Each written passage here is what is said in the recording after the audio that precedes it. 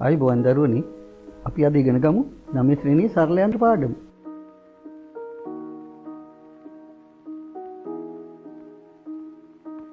වැඩ පහසු කරගන්න යොදා ගන්න සරල උපක්‍රම.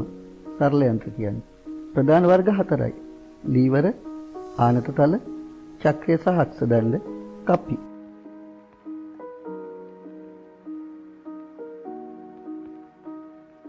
බලන්න. මේ ගල පෙරලා ගන්න යකඩ දණ්ඩ හුඟක් උදව් වෙනවා. පහසුවෙන් කරගන්නත් පුළුවන්. මේ වගේ අක්ෂයක් වටා කරකැවෙන දණ්ඩක් හෝ දඬු සහිත සරල යන්ත්‍ර ලීවර කියලා හඳුන්වනවා. මේ යොදාගන්නේ ලීවරයක්.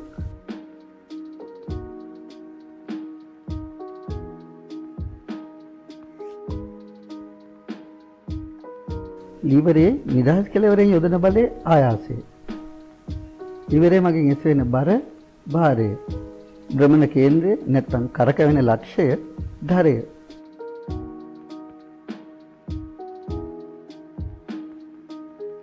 ආයාසයයි ධරයයි අතර කොටස ආයාස බාහුව. භාරයයි ධරයයි අතර කොටස භාර බාහුව.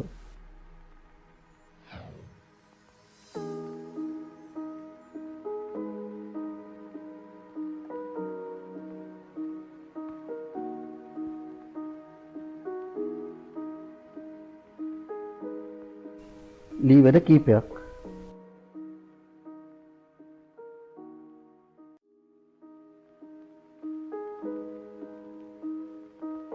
අපි මේකේ A B C D E කොටස් නම් කරමු. A ආයාසය, B ධරය, C භාරය, D ආයාස බාහුව, E භාර බාහුව.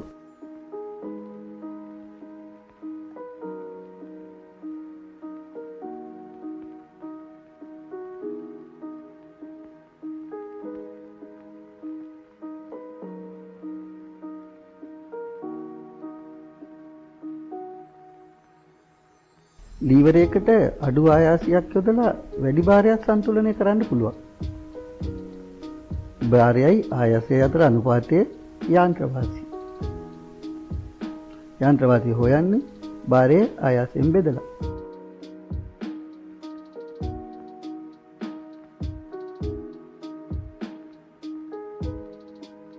මේ ලීවරයේ ආයාසය නිව්ටන් 25යි. භාරය නිව්ටන් 75යි. ඒතකොට නිව්ටන් 25ක ආයාසයක් යොදලා නිව්ටන් 75ක බරක් තමයි ඔසවන්න යන්නේ. මේ යන්ත්‍රයේ වාසිය. භාරය ආයාසයෙන් බෙදමු. 75 25න් බෙදපුවාම උත්තරේ 3යි. බල දෙකක අනුපාතයක් හින්දා යාන්ත්‍ර වාසියට ඒකක නැහැ.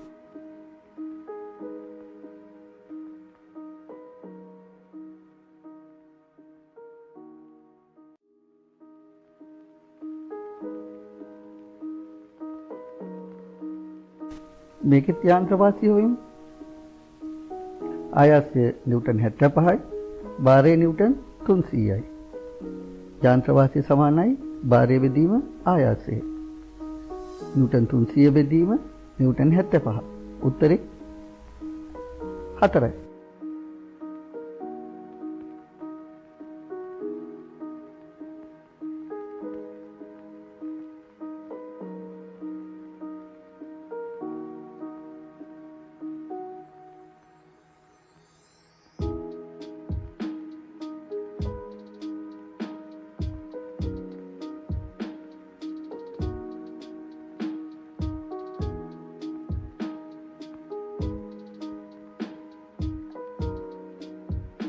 ධරය කොතනද තියෙන්නේ කියලා ලීවර වර්ග 3කට බෙදෙනවා.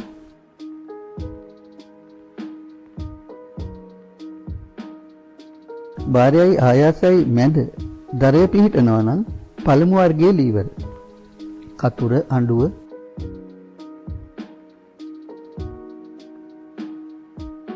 ආයාසයයි ධරයයි දෙපැත්තේ මැද භාරය.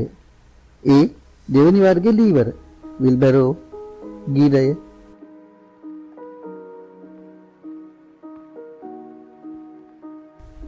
භාරයයි ධරයයි දෙපැත්තේ මැද තියෙන්නේ ආයාසය. මේ තුන්වෙනි වර්ගයේ ලීවර. උදාහරණ බිලිපිත්ත, ස්ටේප්ලරේ.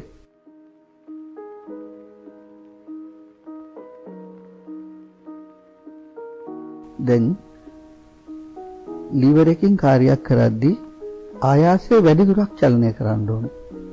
භාරය ඊට වඩා අඩු දුරක් චලනය වෙන්නේ. මේ ආයාසයේ විස්ථාපනයත් භාරයේ විස්ථාපනයත් අතර අනුපාතය ප්‍රවේග අනුපාතය.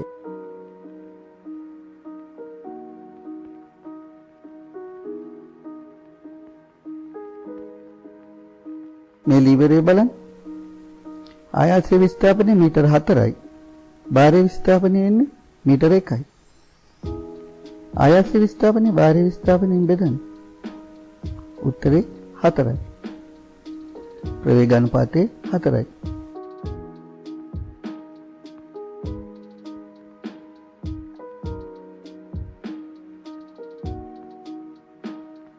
ප්‍රධාන කියන්නේ දෙන යන්ත්‍රයට අපි විසින් සිදු කළ යුතු කාර්යය. ප්‍රධාන කාර්ය.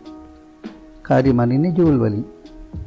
ප්‍රධාන කාර්ය හොයන්නේ ආයාසයේ විස්ථාපනයෙන් වැඩි කරලා.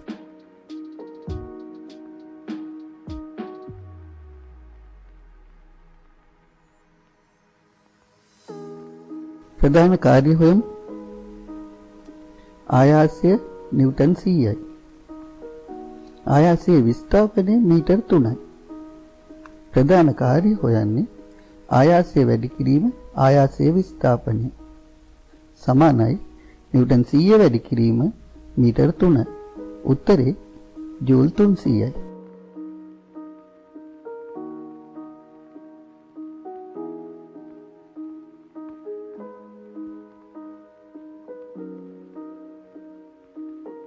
යන්ත්‍රයට කාර්යයක් ප්‍රදානය කරනකොට යන්ත්‍රය මගින් ඉටු කරන කාර්ය ප්‍රතිදාන කාර්ය. ප්‍රතිදාන කාර්ය හොයන්නේ භාරයේ විස්ථාපනයෙන් වැඩි කරලා.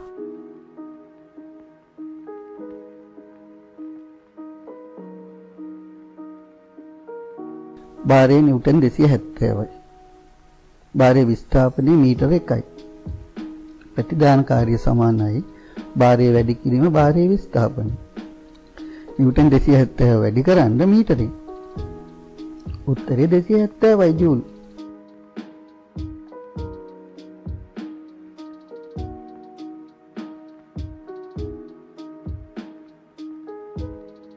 ප්‍රධාන කාර්යයත් අනුපාතය ප්‍රතිශතයක් විදිහට අරගෙන ලීවර එක කාර්යක්ෂමතාවය හොයන්නේ. කාර්යක්ෂමතාවය හොයන්නේ ප්‍රතිදාන කාර්ය ප්‍රධාන කාර්යයෙන් බෙදලා 100න් වැඩි කරලා.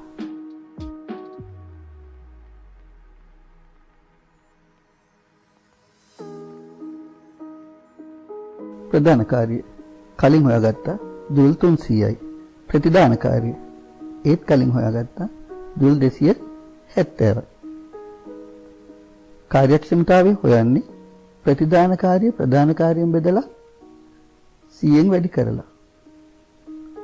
සමානයි ජූල් 270 ජූල් 300න් බෙදලා 100න් වැඩි කරන්න. බිංදු දෙක කපලා දාන්න. 270 බෙදන්න 3 90යි.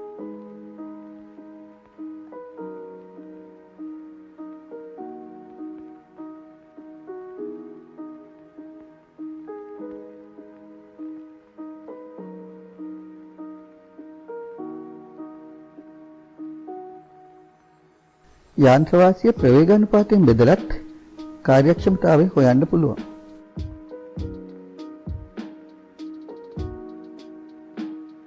මේ ලීවරේ යාන්ත්‍රවාසිය හොයමු.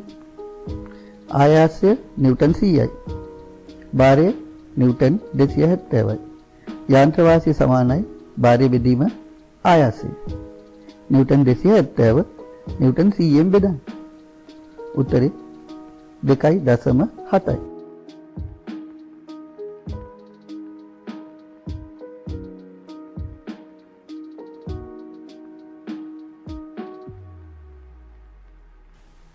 ප්‍රවේගානුපාතය හොයමු. ආයාසයේ විස්ථාපනය මීටර 3යි, භාරයේ විස්ථාපනය මීටර 1යි. ප්‍රවේගානුපාතය සමානයි ආයාසයේ විස්ථාපනයේ බෙදීම භාරයේ විස්ථාපනය. ප්‍රවේගානුපාතය සමානයි මීටර 3 බෙදන්න මීටර 1කින්. උත්තරේ 3යි.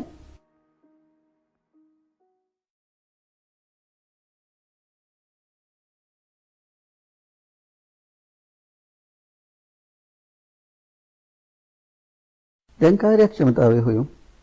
යාන්ත්‍ර වාසිය 2.7යි ප්‍රවේගානුපාතය 3යි. කාර්යක්ෂමතාවය සමානයි යාන්ත්‍ර වාසිය බෙදීම ප්‍රවේගානුපාතය වැඩි කිරීම 100. ඒ කියන්නේ 2.7 බෙදීම 3 වැඩි කිරීම 100. උත්තරේ 190යි.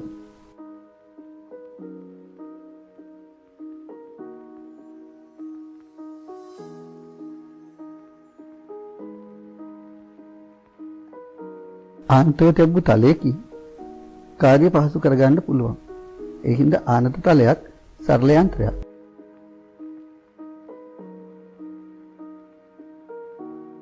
ආනතිය වැඩි නම් යොදන්න ඕනේ ආයාසයත් වැඩි.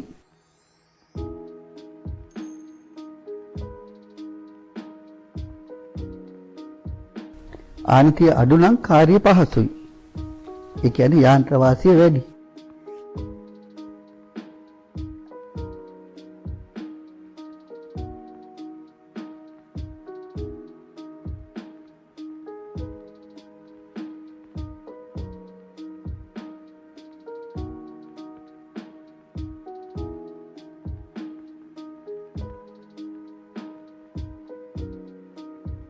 ආනත තලයේ ආනතිය අඩු නම් යොදන්න ඕනේ ආයාසයත් අඩුයි.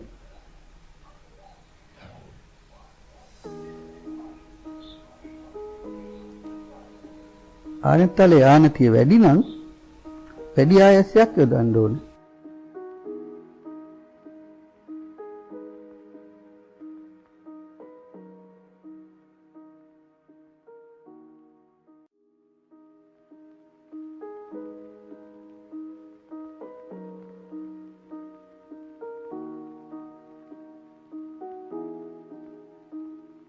ස්කුරුප්පුවැනිය කුඤ්ඤය ආනත තල.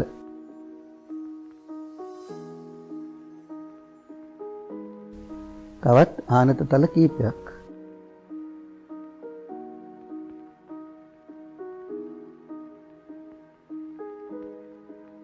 පෙට්ටිය බර වාරයේ නිව්ටන් 900යි. ආනත තලයේ දිග ආයාසයේ විස්ථාපනය මීටර 4යි. පොළොවේ සිට උස භාරයේ විස්ථාපනය මීටර 1යි. ආයාසය නිව්ටන් 300යි.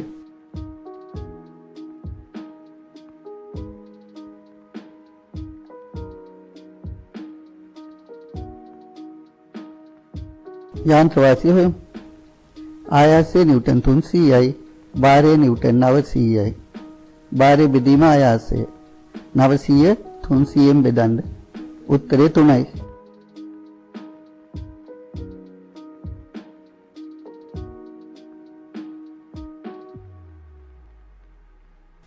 උස භාරයේ විස්ථාපනය ආනතලයේ දිග ආයාසයේ විස්ථාපනය ප්‍රවේගානුපාතයේ සමාන වෙනවා ආයාසයේ චලනය වූ දුර නැත්නම් ආයාසයේ විස්ථාපනය බෙදීම භාරයේ චලනය වූ දුර එහෙම නැත්නම් භාරයේ විස්ථාපනය. මීටර 4 මීටර 1කින් බෙදන්න. උත්තරේ 4යි.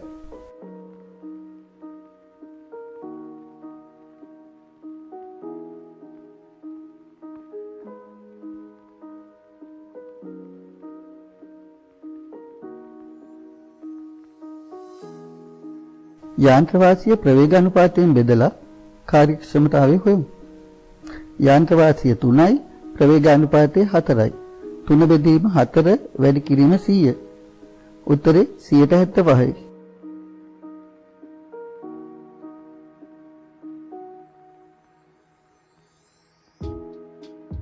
ප්‍රධාන කාර්ය හොයමු.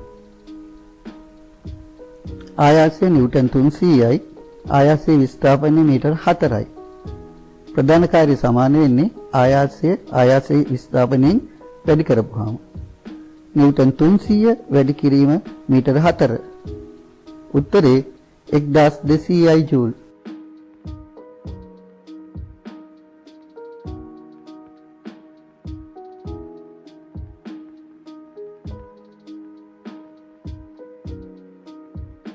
ප්‍රතිදානකාරිය භාරය නිව්ටන් 900යි. භාරයේ විස්ථාපනය මීටර 1යි. ප්‍රතිදානකාරිය හොයන්නේ භාරයේ විස්ථාපනයෙන් වැඩි කරලා. නිව්ටන් 900 වැඩි කරන්න මීටර 1කින්. උත්තරේ ජූල් 900යි.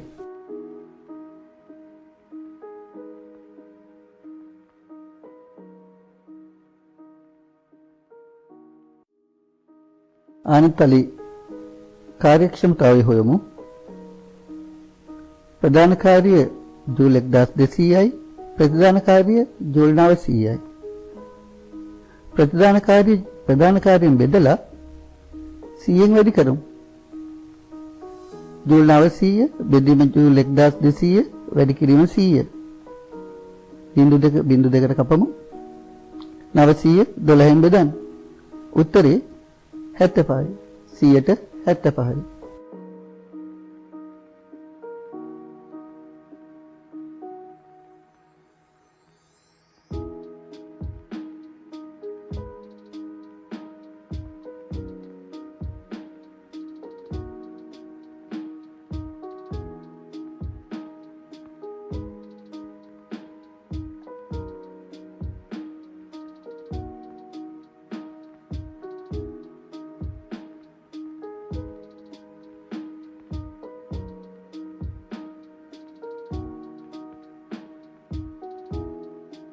පතල් වල පස්සියකට ගන්න ඩබරේ පාවිච්චි කරනවා.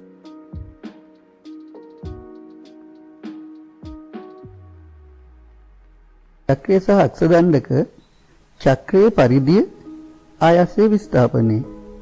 අක්ෂදණ්ඩයේ පරිධිය භාරයේ විස්ථාපනය.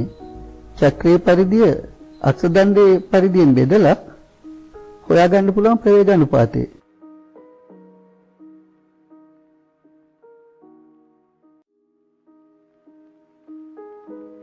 චක්‍රයේ පරිධිය සෙන්ටිමීටර් 80යි. අක්ෂදණ්ඩයේ පරිධිය සෙන්ටිමීටර් 20යි. ප්‍රවේගානුපාතය සමානයි.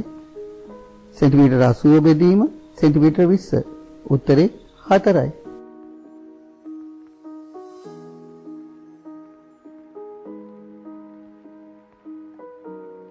පරිධි අතර අනුපාතය අරයන් අතර අනුපාත වලට සමාන හින්දා ප්‍රවේගානුපාතයේ චක්‍රයේ හරය අක්ෂදණ්ඩයේ හරයෙන් බෙදලා ගන්න පුළුවන්. සුක්කානමක හරය සෙන්ටිමීටර් 15යි. අක්ෂදණ්ඩයේ හරය සෙන්ටිමීටර් 3යි. 15 3න් බෙදපුවාම උත්තරේ 5යි. ප්‍රවේගානුපාතය 5යි.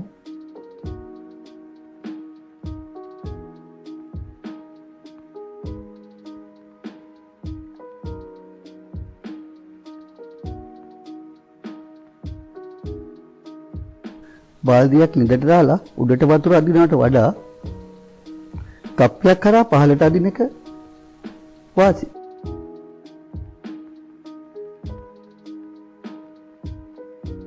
තනි කප්පියක් යොදපුවාම ආයාසයේ භාරයට සමානයි. එහෙනම් යාන්ත්‍ර වාසිය එකයි.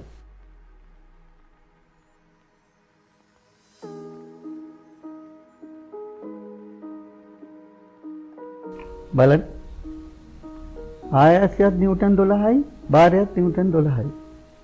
යාන්ත්‍ර වාසිය භාරය බෙදීම ආයාසය නිව්ටන් 12 බෙදීම නිව්ටන් 12. උත්තරේ 1යි.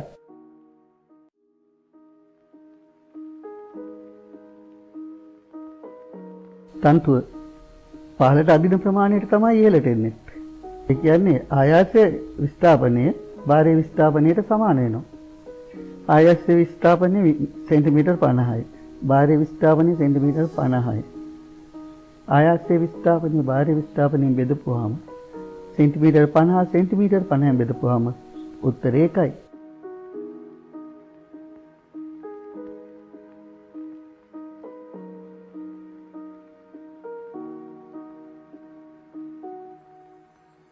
යාන්ත්‍ර වාසිය 1යි. ප්‍රවේගානුපාතය 1යි. කාර්යක්ෂමතාවය 1 බෙදීම 1 වැඩි කිරීම 100. 100ට 100යි.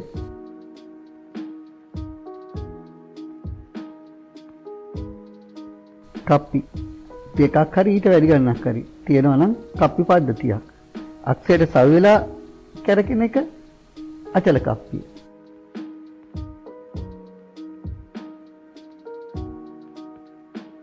තන්තුවත් එක්කම චලනය වෙන කප්පි සචල කප්පි. යාන්ත්‍ර වාසියක් ලැබෙන්නේ සචල කප්පි තිබ්බොත්.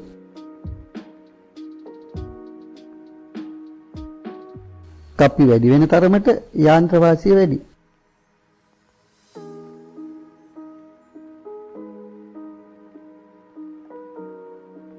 කප්පි පද්ධති ගොඩක් තියෙන සංකීර්ණ යන්ත්‍රයක් තමයි දොඹ කරේ.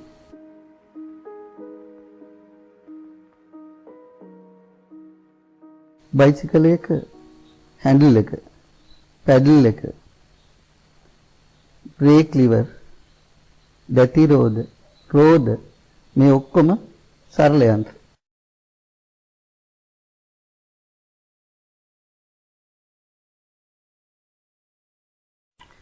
හැම ගානක්ම හොඳින් අවබෝධ කරගෙන පහළ තියෙන ලින්ක් එකෙන් ඔන්ලයින් ප්‍රශ්න පත්‍රය කරන්න. ප්‍රශ්න පත්‍රෙත් උදාහරණත් එක්ක තියෙන්නේ.